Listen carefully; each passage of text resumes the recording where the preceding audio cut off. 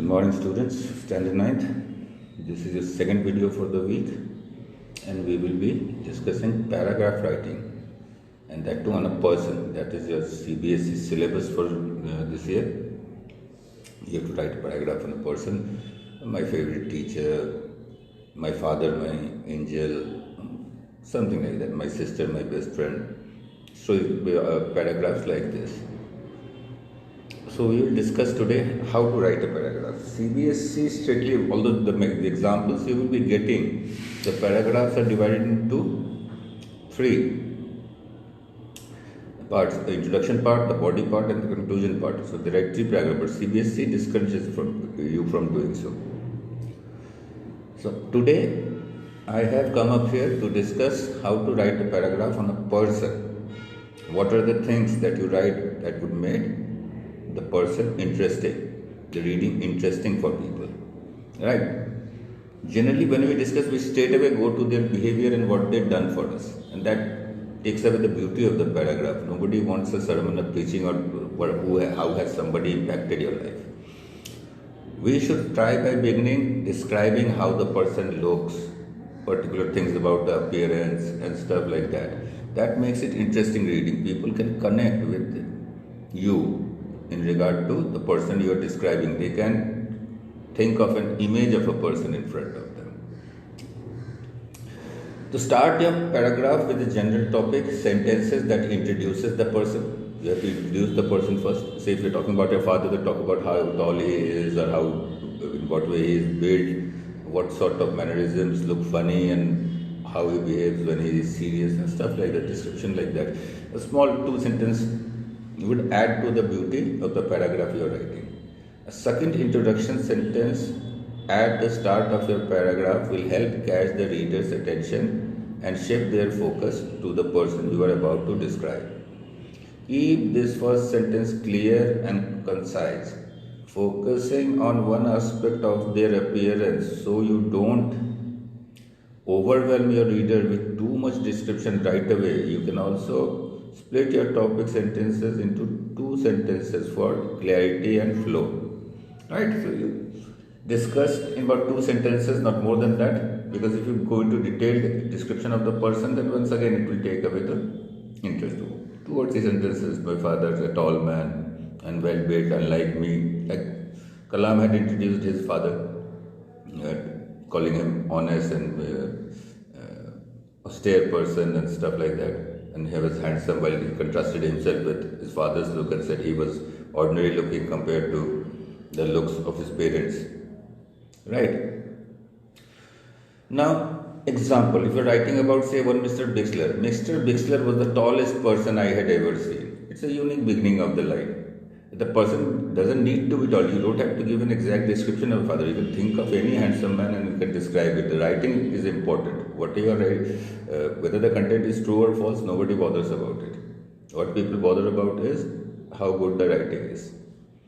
Now you see, Mr. Bixler was the tallest person I had ever seen. Melanie's hair is the biggest thing about her.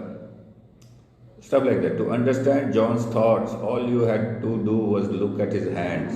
They never stopped moving. So certain lines, you begin with such lines and the person is immediately attracted towards what you have written. Focus on the most striking part of their appearance first.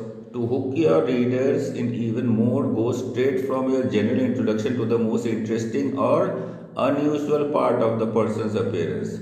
Think of this as the thing that you notice first or that makes the biggest impression on you when you first see it. If you are writing a more creative piece like a narrative, you can also use this as your introductory sentence. So the first sentence you describe some unique feature about him. Second thing, the unusual thing, things that make him different from the normal or her different from the normal. The second should be that. I didn't usually notice people's skin, but Natasha's glowed. It was almost alien. Night could be falling, or we could be sitting in a dark classroom, and I would still see her out of the corner of my eyes, faintly golden. You see, the first thing about Natasha's skin. He introduced with that, and then how was the skin unique? The second sentence has been used to describe that. That he would notice whether, however dark the room was, she would still look golden. Right? This is one way. You get an example. Focus on physical details that hint at the person's personality. By carefully choosing your descriptive words, your paragraph can paint a vivid picture of the person while giving the reader a sense of who they really are. Search for strong, resonant words that get across the point you want to make and create a tone that fits with the person. That the words that describe the person, his behavior, or what he has done for him, you try to find exact words that made more impact. Right, and to the readers, and you have to write less because it's a paragraph, it's a small one, 120 words, so it can't be too long. So finding proper words to replace multiple words would be a good idea in this sense. Showing personality through physical description. See, you want to show kindliness or friendliness. He had a tendency to slope his back and shoulders to smile right in my eyes. This shows friendliness. Rudeness, he towered over everyone else in the room, staring over everyone's head as though looking for something more interesting. Rude behavior. He was not interested in the person he spoke to. He was also always looking for something more interesting. Now, if you want to present the man as an ambitious one, she walked with energy that seemed to start in her legs, striding purposefully, and went all the way up through her hair, which swept behind her in a smooth ponytail. So this is the description of the person, her behavior, what kind of an approach that person has. You can, if you write that, your paragraph becomes more interesting. Fill in any last details to give a good general picture. Make sure that your reader has a good sense for the most important parts of this person's appearance. You want to at least touch on key aspects of their body and clothing as well as their face, since these are the parts of the person that the reader will be more interested in. Continue to use strong descriptive words and challenge yourself to describe them in unique ways. Writing is good when your writing is unique. So you have to give a detailed picture of the person, the way he dresses or way he appears in front of people, and you have to touch on the key aspects of his body, the hands are big or clothing, whether fashionable or simple. Use figurative language and strong adjectives throughout your paragraph. Metaphors, similes, and striking descriptive language will help you paint a picture of the person without losing the reader's interest. You want to evoke the spirit and appearance of the person without getting too wordy, and strong, well-chosen language and phrases are the best way to do that. Challenge yourself to include a turn of phrase you have never heard before, or use a word in a new way to bring out a new dimension of your character or a person. So similes, metaphors are generally used to describe a person. It makes reading pleasant. A teacher would be happy if the reading pattern is that way. Now end the paragraph. How would you end the paragraph? The end of your paragraph is the part that will stick in your reader's mind. Try to make your last sentence most interesting, either with an unexpected final description or by summarizing the material in a unique, surprising way. Right?